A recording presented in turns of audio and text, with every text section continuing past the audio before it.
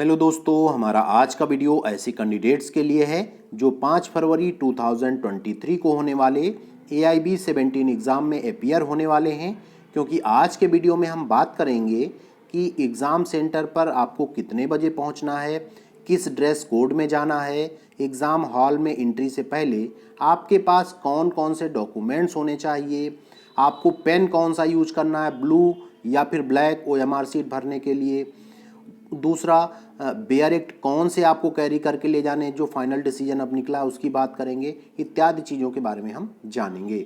उससे पहले यदि आप हमारे चैनल पर नए हैं या आपने अभी तक हमारे चैनल को सब्सक्राइब नहीं किया है तो जल्दी से चैनल को सब्सक्राइब कर लीजिए, क्योंकि यहाँ पर हम आपको AIB और अन्य सभी जुडिशरी एग्ज़ाम प्रिपरेशन के साथ साथ सभी लीगल जॉब्स का अपडेट भी सबसे पहले उपलब्ध कराते हैं। तो चलिए स्टार्ट करते हैं और देखते हैं सबसे पहले पॉइंट पे कि एग्ज़ाम सेंटर पर आपको कितने बजे पहुंचना है।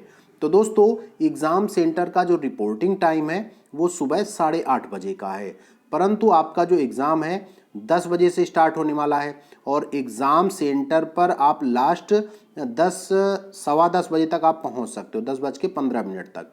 इसलिए आप एग्ज़ाम सेंटर पर दोस्तों 8:30 बजे पहुंचना आपका ज़रूरी नहीं है। आप सेंटर पर 10 बजे से पहले कभी भी एग्ज़ाम सेंटर पर पहुंच करके एंट्री पा सकते हैं।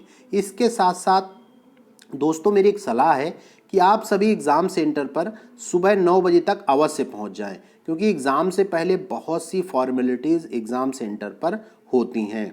तो बहुत बार क्या होता है कि आप लेट पहुंचते हैं, कोई फॉर्मेलिटी आप नहीं पूरी कर पा रहे हैं या कोई इशू आ रहा है, तो फिर आपके पास समय नहीं बचता, आपका एग्ज़ाम हॉल का समय ख़त्म हो रहा होता है, आप जो है लेट हो जाते हैं।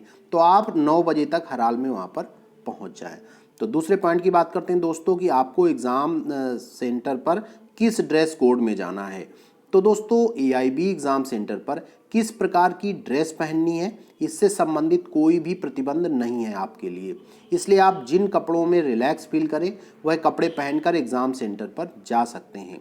परंतु मेरी सलाह यही है कि एग्ज़ाम सेंटर पर आप फॉर्मल ड्रेस पहन करके जाएं तो अच्छा रहेगा। मीन्स एक एडवोकेट्स का जो एक वैल्यूएशन है वो बना रहेगा। तो अगले पॉइंट की अगर बात करें दोस्तों कि एग्ज़ाम हॉल में एंट्री से पहले आपके पास कौन कौन से डॉक्यूमेंट्स होने चाहिए जो रिक्वायर्ड होंगे वहाँ पर आपको, इस पॉइंट को आप ध्यान से समझिएगा।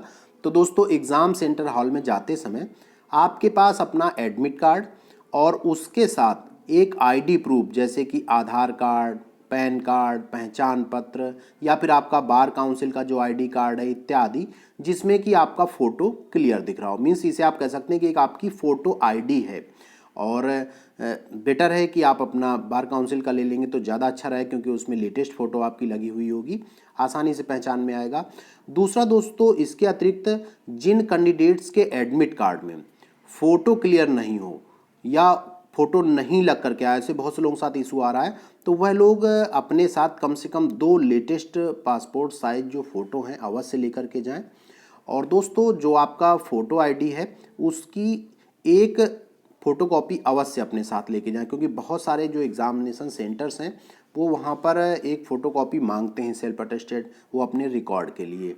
तो उस समय फिर आप परेशान होंगे, तो बेटर है कि आप पहले ही लेकर के जाएं। अब यदि आप दिव्यांग श्रेणी में आते हैं, मीन्स हैंडीकैप्ड श्रेणी में आते हैं, तो आप अपना जो दिव्यांग प्रमाण पत्र है और उसकी जो 2 सेल्फ अटेस्टेड कॉपीज हैं सर्टिफिकेट की, अवश्य लेकर के जाएं। दोस्तों सर्टिफिकेट की एक कॉपी आप अपने एग्ज़ाम हॉल में उपस्थित टीचर को दे दें, जिससे कि आपको आधे घंटे का एक्स्ट्रा समय मिलेगा। मीन्स अगर दूसरे कैंडिडेट्स को 3 घंटे का समय मिल रहा है तो आपको 3.5 घंटे का समय मिलेगा उसी सेम एग्ज़ाम को देने के लिए। ये दिव्यांगों के लिए सुविधा की गई है। यदि आप दिव्यांग श्रेणी में 40% से ऊपर है आपकी डिसेबिलिटी, तो ये सुविधा आपको यहाँ पर मिलने वाली है। तो दोस्तों यदि आप एग्ज़ाम सेंटर पर अपना जो हैंडीकैप पर्सन है, सब्सक्राइबर अर्थात एग्ज़ाम लिखने में हेल्प करने वाला लेकर के आए हैं, मीन्स बहुत से लोग ऐसे हैं जिनकी डिसेबिलिटी बहुत अधिक होती है, तो यदि लिखने वाला लेकर के आ रहे हैं तो जो उनका हेल्पर है वो अपना 10th या 12th क्लास का आई कार्ड अवश्य लेकर के आए, क्योंकि यहाँ पर जो है कोई किसी भी को लेकर के नहीं आ सकते। ऐसा व्यक्ति होना चाहिए, ऐसा कैंडिडेट होना चाहिए जो 12th या 10th क्लास में रनिंग में स्टडी कर रहा हो, तो उसका आई कार्ड आवश्यक होगा यहाँ पर, तभी वह आपका एग्ज़ाम यहाँ पर लिख पाएगा, अदरवाइज़ नहीं लिख पाएगा। अब बात करते हैं कि OMR सीट भरने के लिए आपको किस पेन का प्रयोग करना है, ब्लू या फिर ब्लैक। तो दोस्तों यहाँ पर देखें कि एग्ज़ाम हॉल में मिलने वाली आपको जो OMR आंसर सीट है, आप उसको ब्लू या ब्लैक किसी भी इंक के पेन से भर सकते हैं। OMR सीट भरने के लिए बस एक बात का ध्यान रखें कि पेंसिल का प्रयोग कभी नहीं करें, क्योंकि वहाँ जो भी आंसरिंग है वो आपको पेन से ही करनी चाहिए, ब्लू से करें या फिर ब्लैक से करें।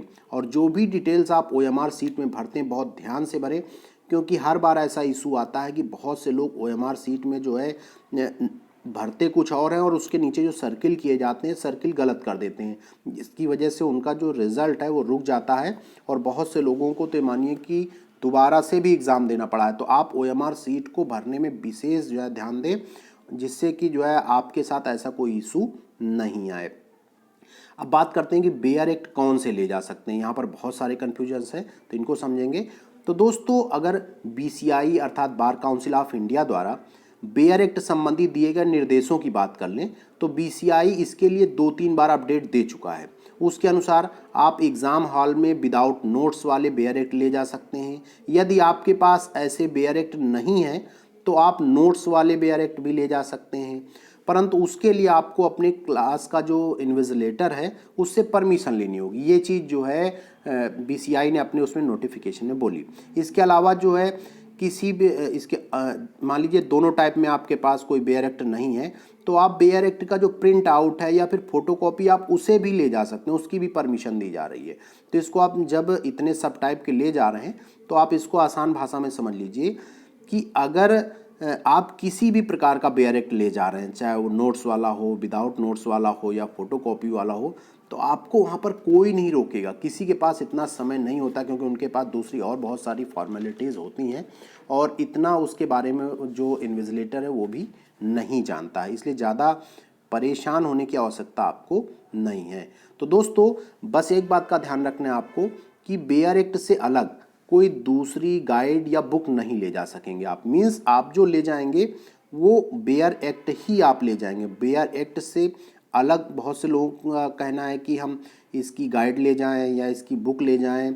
और दूसरा दोस्तों आपका मोबाइल फ़ोन वहाँ पर अलाउ नहीं होता, इसलिए गलती से भी जो है अपने साथ लेकर के नहीं जाएं, अदरवाइज जो है आप वहाँ नकल की श्रेणी में माने जाएंगे। भले आप गलती से कोई कहता है कि हम स्विच ऑफ करके रख लें या ऐसे रख लें, तो वो किसी भी प्रकार से वहाँ पर वैलिड नहीं है दोस्तों।